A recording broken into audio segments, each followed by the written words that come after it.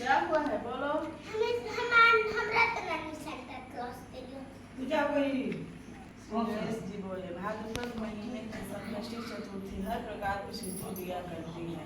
पहले कहे हुए प्रकार से वही की पूजा करनी चाहिए, किंतु भोजनाथ के संबंध में विशेष प्रकार आगे कहूँगा। श्री कृष्ण जी बोले इस प्रकार पुत्र के कहने पर पार्वती जी ने पूछा कि पूजन और भोजन में कौन सा विशेष प्रकार करना चाहिए। श्री गणेश जी बोले गुरुओं द्वारा कहे गए मार्ग से भक्ति युक्त हो उनके व्रत का आचरण करे। 12 महीनों में भिन्न भिन्न नामों से उनकी पूजा करे।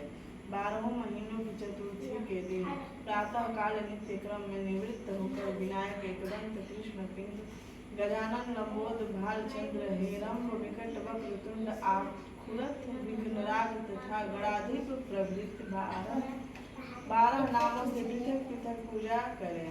पहले कृत्य युग में नल नामक एक राजा हुआ जिसका दमयंती नाम की प्रसिद्ध परम सुंदरी एक रानी थी। दैव योग से स्त्री वियोग के दुख और देने वाला उसको एक शाप मिला था। उस समय उसकी स्त्री ने इस उत्तम व्रत को किया था। पार्वती ने पूछा कि दमयंती ने किस विधि से इस व्रत को किया कि जिससे तीसरे महीने में ही उसका पति नर प्राप्त हो गया। श्री कृष्ण जी बोले है युधिष्ठिर इस प्रकार पार्वती द्वारा पूछने पर गणनायक ने जो कहा उसे सुनो।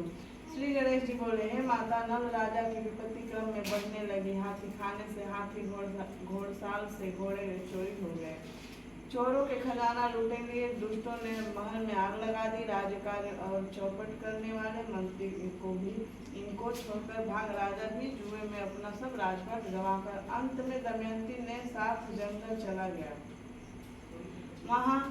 वहाँ भी विपत्ति ने उसका साथ नहीं छोड़ा और दुर्दैव से कारण दमयंती का उसका विछोह हो गया। किसी नगर में जाकर राजा नल ने नौकरी कर ली तो किसी नगर में रानी दमयंती ने तो किसी नगर में अन्य नगर के राजपुत्र ने। अनेक प्रकार की व्याधियों से पीड़ित वे स्त्री अपने अपने कर्म के फलों को भोगते हुए पृथक पृथक रहकर ऐश्वर्य कैसे सुने पुनः प्राप्त होंगे।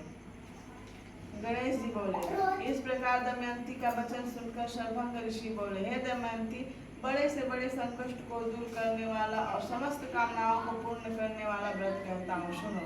भाद्रपद कृष्ण चतुर्थी संकष्टा चतुर्थी कही जाती है। उस दिन कहे हुए प्रकार से एकांत गजानन का पूजन करना चाहिए। उस व्रत करने से हे देवी 7 महीने में तुम्हारी मनोकामना सफल हो जाएगी।